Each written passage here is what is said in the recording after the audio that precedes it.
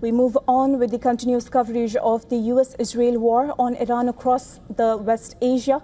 And Iran has held a funeral for the country's most senior defense advisor, Ali Shamkhani, who was killed on the opening day of Israeli U.S. strikes of the West Asia war. He was killed alongside Iranian Supreme Leader Ayatollah Ali Khamenei and many others. Shamkhani had challenged Israel after being pulled alive from another attack in Tehran in June 2025. He remained at the center of Iranian policymaking during testing, military confrontations and diplomatic endeavors.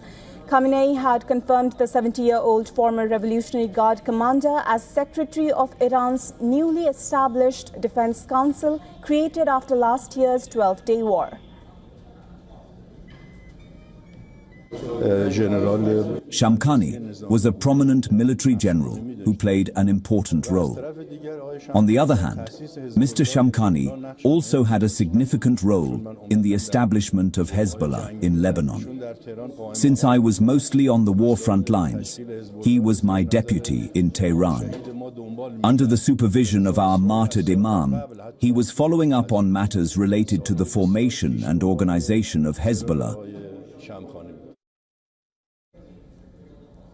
On Wednesday, Iran also held funerals for the military commanders killed by U.S.-Israeli strikes. The funeral crowds gathered at the symbolic Enkilab Square, where the mourners, many of whom were women dressed in black dresses, paid their respects under a ubiquitous security presence. However, with top military commanders laid to rest, the question about the funeral of Supreme Leader Ali Khamenei remains unanswered. The original plan, announced shortly after Ali Khamenei's death, was confirmed on 1st March, and it included a three-stage procession through Tehran and Qom before Khamenei's burial in his hometown, Mashhad, though the ceremony was postponed by the Iranian authorities, citing security and crowd concerns. On 4th of March, state television again reported that Khamenei's coffin would be placed at Tehran's prayer grounds, for mourners later postponed it to an unspecified time.